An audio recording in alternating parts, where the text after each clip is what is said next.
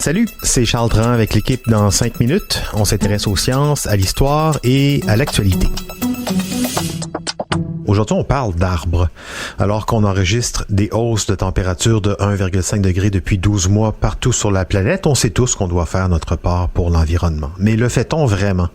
Un horticulteur québécois suggère de planter des arbres. Oui, comme dans le récit L'homme qui plantait des arbres de Jean Giono, illustré magnifiquement au cinéma par Frédéric Bach, narré par Philippe Noiret. Ça a marqué nos esprits. Il suggère de planter des arbres, mais pas n'importe quels arbres. Bertrand Dumont préconise de favoriser les arbres indigènes. Pourquoi?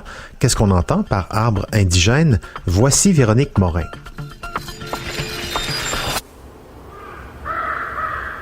Alors que nous sommes en plein changement climatique avec des températures qui augmentent, ce geste écologique de base, le fait de planter des arbres, devient encore plus vital que jamais. Imaginez qu'on remplace toutes les piscines du Québec par 2 arbres. Là. On va avoir une forêt incroyable.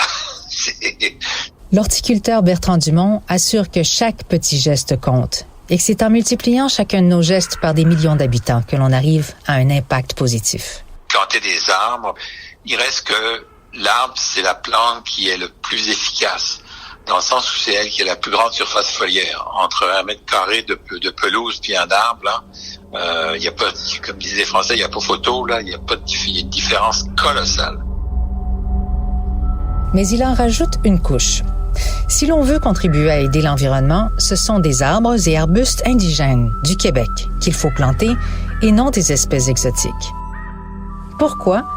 Simplement parce que ces espèces indigènes ont coévolué avec les autres espèces du territoire et donc elles permettent un meilleur équilibre écologique.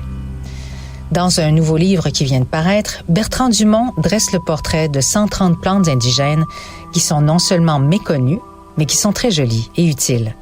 On découvre des choses magnifiques. Il y a une plante que, il y a quelques années, j'ai découvert qui est le carrier. Et notamment le carrier avec son écorce qui est absolument incroyable. Moi, je suis un maniaque d'écorce. Là, que plus jeune, l'hiver, je faisais des photos d'écorce. Et cette plante-là est absolument fantastique pour son écorce. Là, j'ai la chance d'avoir un boisé à côté de chez moi où il y a des carriers. Et quand je me promène, je m'arrête devant l'arbre pour voir cette écorce absolument fantastique.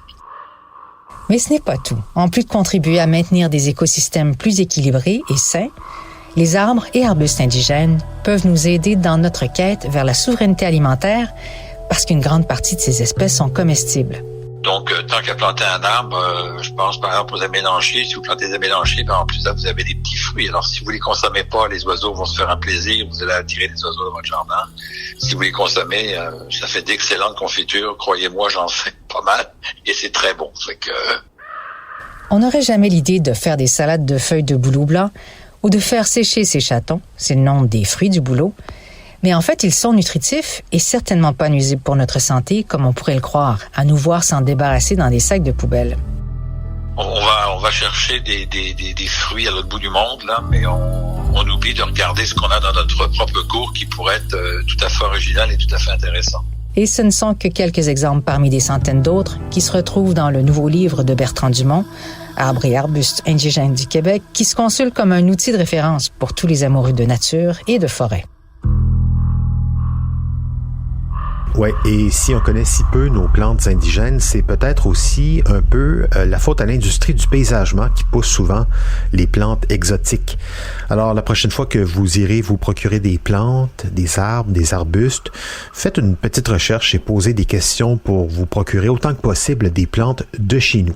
Une façon simple, efficace de contribuer à maintenir l'équilibre de notre environnement et, qui sait, peut-être, découvrir de nouvelles recettes. Merci Véronique Morin, c'était en 5 minutes.